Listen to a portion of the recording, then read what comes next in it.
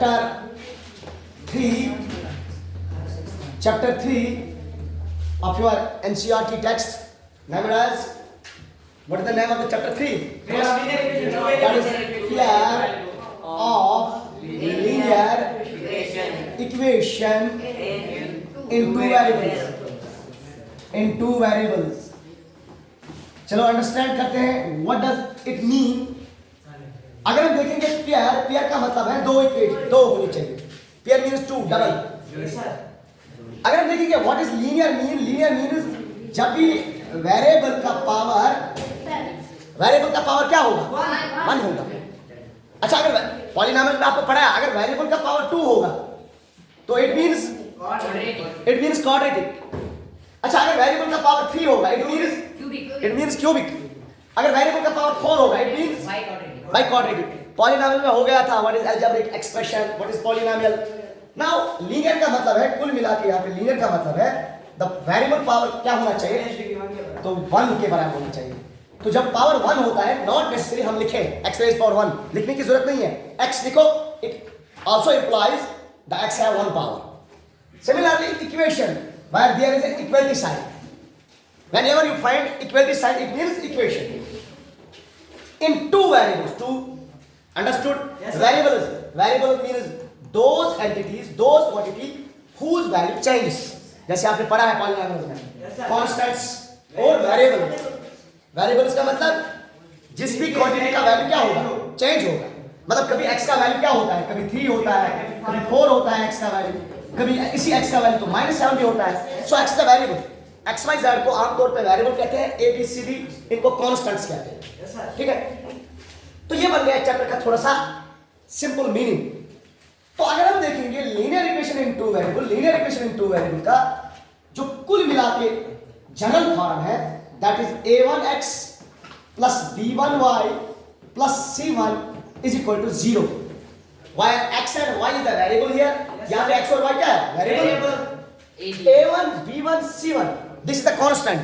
जैसे कि आपने 9th में पढ़ा है, लीनियर इक्वेशन का स्टैंडर्ड फॉर्म था ax plus by plus c is equal to 0. This called linear equation in two variable. लेकिन वहां पे ax plus by plus c है, क्योंकि वहां पे एक ही लीनियर इक्वेशन थी इन टू वेरिएबल. लेकिन यहाँ पे कितने हैं? पेयर है, तो कांस्टेंट को हमने a1 b1 c1 से डिनोट किया. अब आपको कभी बोला जाएगा what is a1 means? It means the coefficient of x in equation first. तो इसी तरह अगर मैं दूसरी इक्वेशन बनाऊंगा, that is a2x plus b2y plus c2 is equal to 0. तो ये कुल मिला के बन गया स्टैंडर्ड फॉर्म ऑफ या general form of pair of linear equation in two variable. Simple याद रखो, this is the pair of linear equation in two variable. देखो वेरिएबल दो है, x एंड y. दो इक्वेशंस हैं, बिल्कुल है. Equation first, equation second. ठीक है, तो this called pair of linear equation in two variable. अब उसके बाद बारी आती है कि इस पेयर ऑफ लीनियर इक्वेशन को कैसे सॉल्व करें. सबसे पहले जो पिछले साल आपने पढ़ा था कि लीनियर इक्वेशन टू वेरिएबल, लेकिन एक ही इक्वेशन थी. अगर वेरिएबल्स दो होते हैं तो फिर इक्वेशन अगर एक ही होगी तो it is impossible to find the solution. ठीक है, it is impossible to find the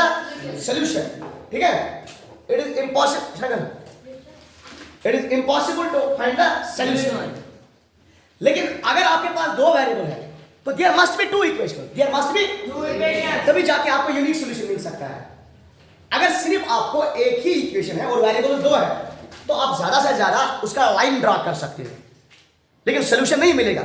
you can not find the value of x and value of y. तो सेम द केस में यहां पे तो दो वेरिएबल है, दो इक्वेशंस है, तो मतलब हम x और y का वैल्यू निकाल सकते हैं. We can find easily, we can solve easily the value of for finding the value of x and value of y. अब सबसे पहले अगर मैं बोलूंगा what is the graph of the linear equation in two variable, अगर आपसे सवाल आएगा कि अगर हम ग्राफिकल इंटरप्रिटेशन करेंगे किसका?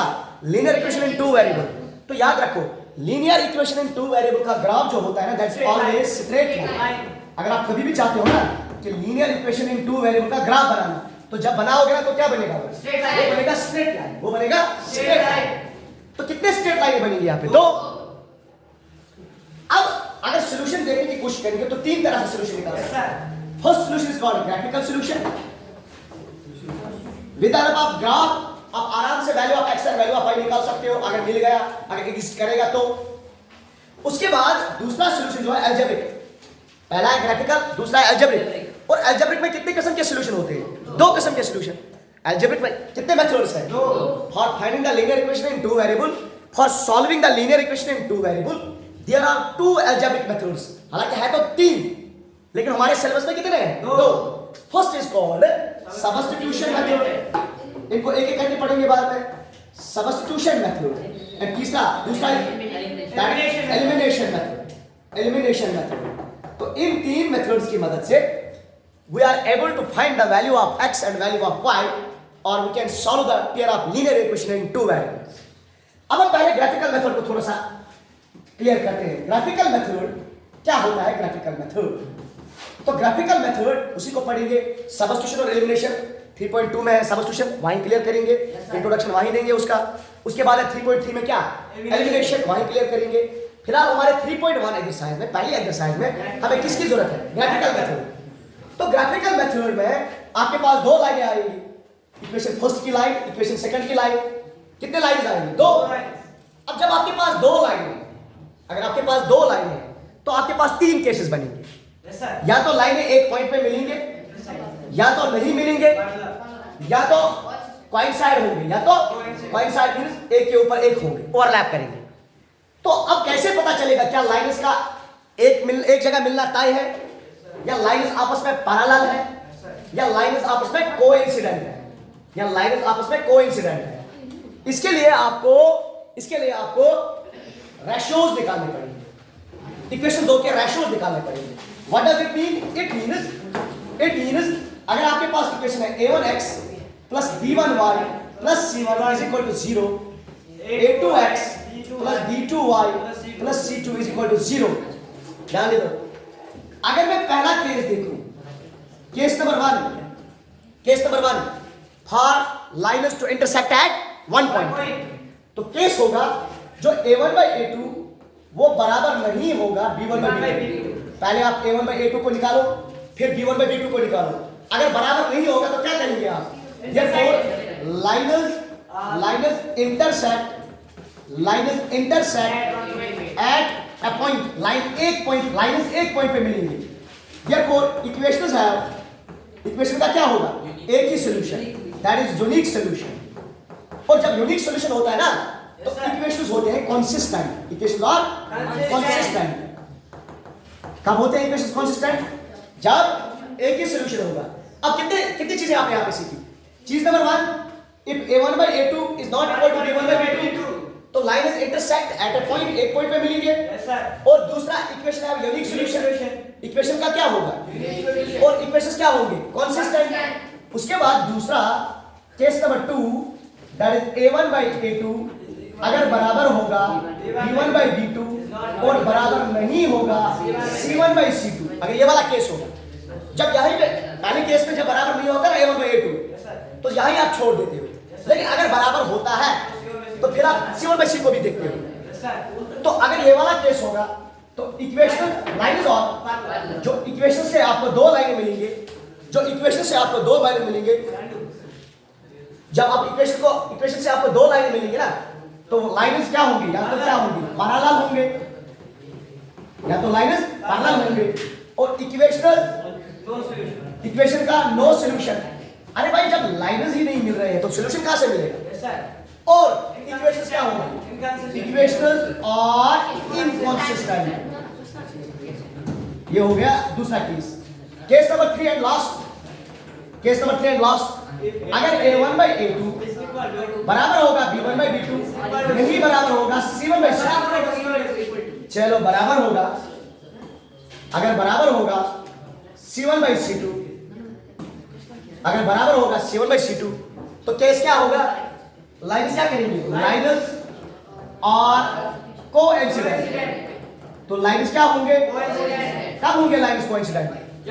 जब a1/a2 बराबर होगा b1/b2 बराबर होगा c1/c2। तो इक्वेशन का क्या होगा? इक्वेशन है क्यों इनफाइनाइट होगा? चलो ये लाइन एक दूसरे के ऊपर, अरे हर बार तो मिल रहे हैं ना, ये एक लाइन है इसके ऊपर दूसरी लाइन है तो हर बार तो ये मिल रहे हैं। तो there are number of solutions means infinite solution. और जब सॉल्यूशन होता है चाहे इनफाइनाइट होता है या यूनिक होता है तो इक्वेशन क्या होता है? इक्वेशन और consistent. ठीक है? Yes, sir. This is all about the introduction of the chapter first. ठीक है? The question is like that. Form the pair of linear equation in the following problem and find their solution graphically. आपको पहले exercise में क्या बोला गया है कि आपको सॉल्यूशन निकालना है linear equation in two variable का, लेकिन कैसे? ग्राफिकली. जैसे कि हमने इंट्रोडक्शन में बताया है, how many types of solution there are actually 3 types of solution in your syllabus.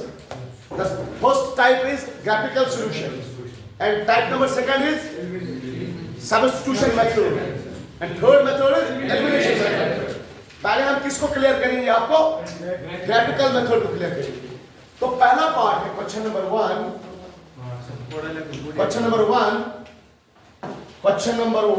and part number 1, that is like that. 10 students of class 10 10वीं के 10 बच्चे. मान लो आपका ये क्लास 10th है, अगर मैं यहां से 10 बच्चे लूंगा, इस क्लास के 10 बच्चे लूंगा, तो क्या लिया मैंने 10 बच्चे लिए. किस क्लास के लिए? 10th क्लास के लिए. उसके बाद इन मैथमेटिक्स क्विज, किसी मैथमेटिक्स क्विज के लिए लिया गया है. If the number of girls is 4 more than the number of boys, अगर लड़कियां कितने ज्यादा है? 4 ज्यादा है. किन से 4 ज्यादा है? बॉयज से 4 ज्यादा है. Find the number of boys and girls who took part in the quiz. आपको बताना है कितने लड़के थे और कितनी लड़कियां थी जिन्होंने किसमें हिस्सा लिया? क्विज में हिस्सा लिया. बिल्कुल आसान है. सबसे पहले this is called the word problem. In mathematics this is called the word problem. इस वर्ड प्रॉब्लम को पहले हम क्या करेंगे?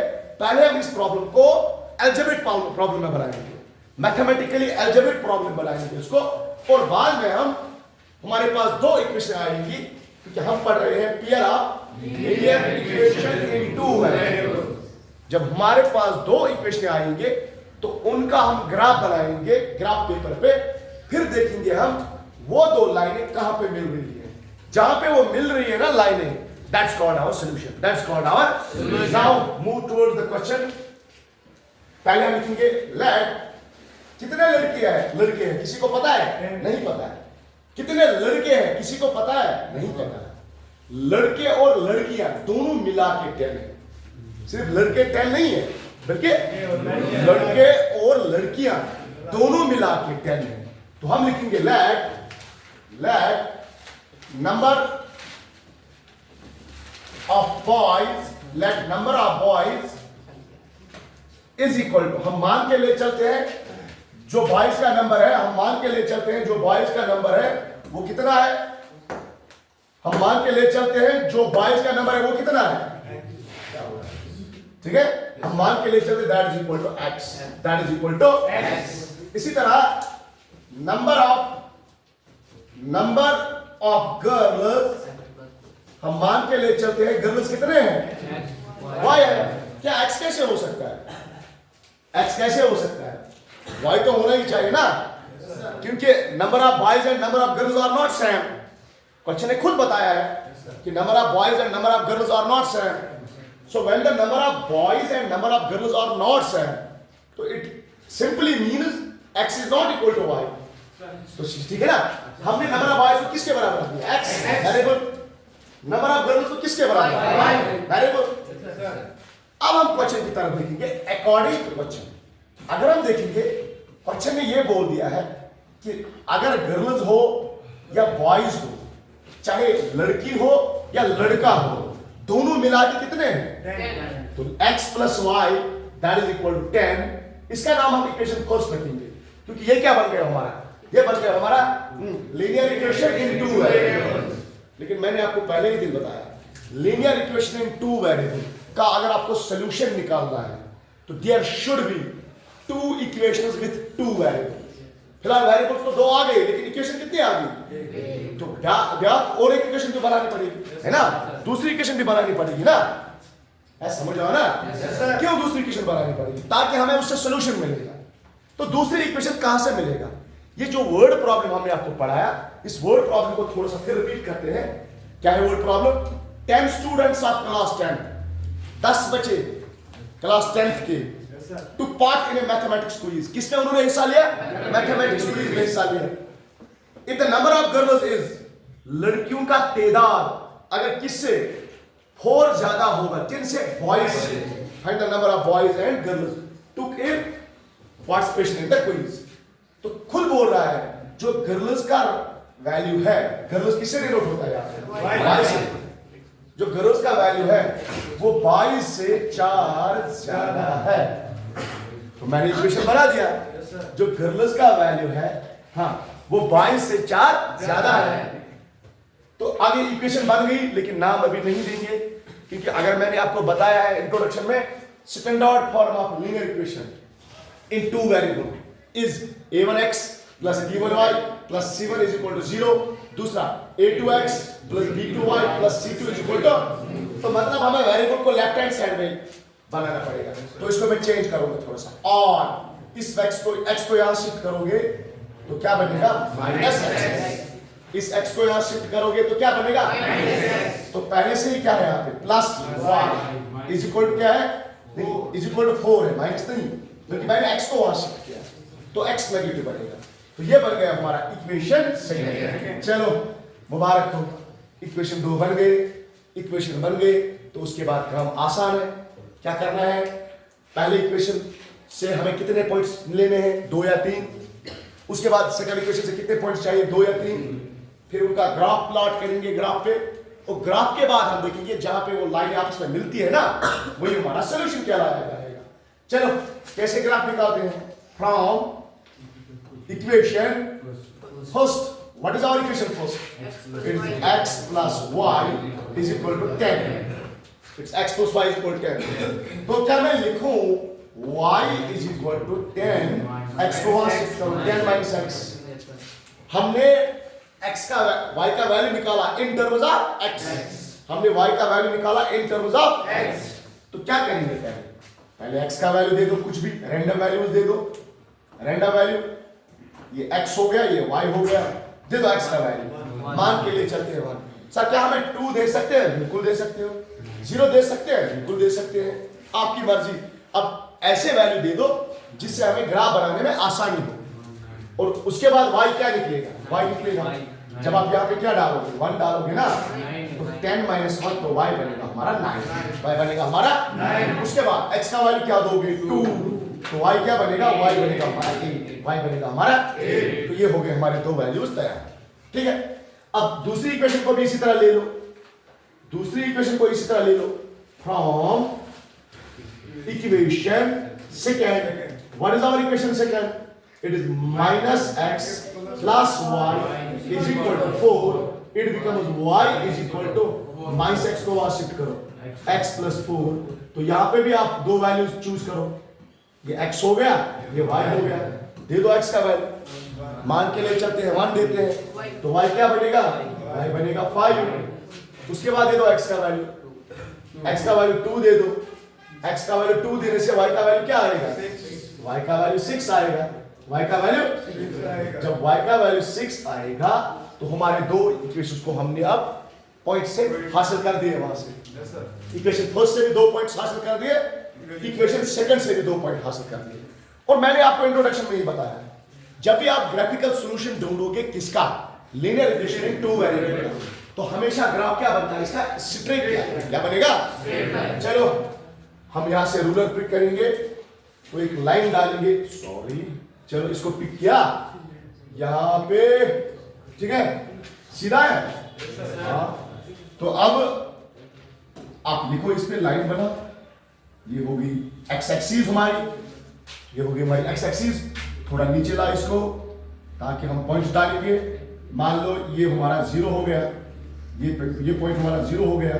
ये मान लो 1, ये मान लो 2, ये मान लो 3, ये मान लो 4, ये मान लो 5, ये मान लो 6, ये मान लो 7, 8, 9, 10, 11. तो यहाँ की तरफ जाएंगे तो क्या मिलेगा? -1, -2, -3. चलो इसको लिख भी देते हैं. ये मान लो 0, 1, 2, 3, 4, 5, 6, 7, 8, 9, 10. तो ये हमने डाल दिया था 11. इसको क्या कहते हैं? क्या कहें? -1, ये हो गया हमारा -1, -2, -3, ये हो गया -4। तो इसको हमने क्या बनाया, ये मान लो x एक्सिस। अब हमें y एक्सिस बनानी है, तो y एक्सिस परपेंडिकुलर होती है किसको, x एक्सिस। चलो घुमा इसको,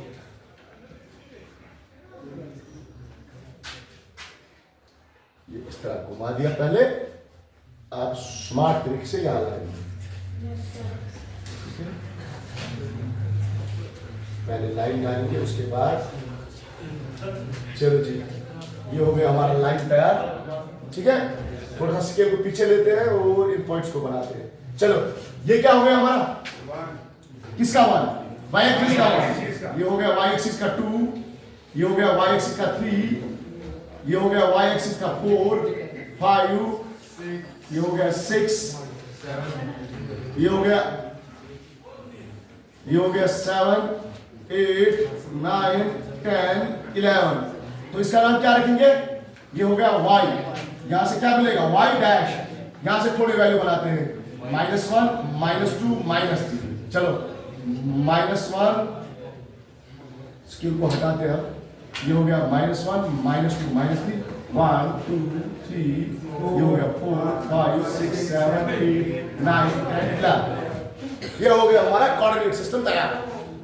अब हम ग्राफ बनाएंगे। पहला पॉइंट क्या है, x का वैल्यू 1, x का वैल्यू 1, और उस वक्त y का वैल्यू क्या है, 9। ये हो गया x का value 1 at that time when the value of x is 1, at that time the value of y is 9। तो हमें रेक्टेंगल परपेंडिकुलर चलना है, 1 के जरिए हमें कहां तक चलना है, 9 तक चलना है। तो ये हमारा पॉइंट क्या मिलेगा, 1 का 9 हो गया एक पॉइंट। ये किसका एक पॉइंट मिल गया हमें, पहले इक्वेशन का। अब दूसरा पॉइंट क्या है, x का वैल्यू 2 है और y का वैल्यू 8 है। तो x कहां पे जाना है, 2 पे, और y कहां पे जाना है, 8 पे। चलो 2 के परपेंडिकुलर जा, 2 के परपेंडिकुलर जा। ये हो गया हमारा दूसरा पॉइंट। इसका नाम क्या है, इसका नाम है 2, 8। अब with the help of scale, या आप ऐसे भी बना सकते हो, एक लाइन जो इन दो पॉइंट्स को मिलाया, और हम सीधा चलेंगे कहां की तरफ, आगे इंफिनिटी तक। मतलब इसको वहां पे भी खिंचाएंगे, यहां पे भी खींचेंगे, क्योंकि इसके एंड पॉइंट नहीं है, ये हमने सिर्फ 2 पॉइंट की मदद से एक लाइन बनाया। ठीक है, अब ये हो गया इक्वेशन फर्स्ट का लाइन बनाया। इक्वेशन सेकंड का, x का value 1, at that time value of y is 5। ये पॉइंट है हमारा, x का वैल्यू 1, y का वैल्यू 5, दिस पॉइंट। उसके बाद x का वैल्यू 2 एंड y का वैल्यू 6। तो मान के लिए चलते, ये पॉइंट है हमारा, इन दो को भी मिला, और एक लाइन डालो। ये मानो ये किसकी लाइन है, ये इक्वेशन सेकंड की लाइन है, और ये इक्वेशन फर्स्ट की लाइन है। अब देखते हैं ये कहां पे मिले। देखो ये कहां पे मिले, जरा देखो, इसको हम नीचे डालेंगे एक परपेंडिकुलर, देखो कहां पे पड़ा, 3 पे पड़ा। यहां पे भी डालते हैं परपेंडिकुलर, कहां पे पड़ा, 7। तो मतलब x की तरफ कहां चलाइए, देयरफॉर x का वैल्यू क्या है यहाँ पे, 3, और y ऊपर की तरफ देखते हैं हमेशा। जब भी y का वैल्यू दिख रहा होता है तो ऊपर की तरफ देखते हैं, ठीक है ना। तो y का वैल्यू क्या है, 7। इसका मतलब लड़के कितने हैं, 3। लड़के किसको रिप्रेजेंट करते हैं, x को, और लड़कियां कितने हैं, जरा 7 + 3 करो, और देखो y किसको रिप्रेजेंट करता है, लड़कियों को। लड़कियां कितना ज्यादा है, लड़कियां अगर 3 है, 3 को ऐड 4 करो, क्या मिलेगा, 7। तो there are 4 girls which are more than the number of boys, and total number of the students is 10। समझ में आया, ओके, ऑल द बेस्ट।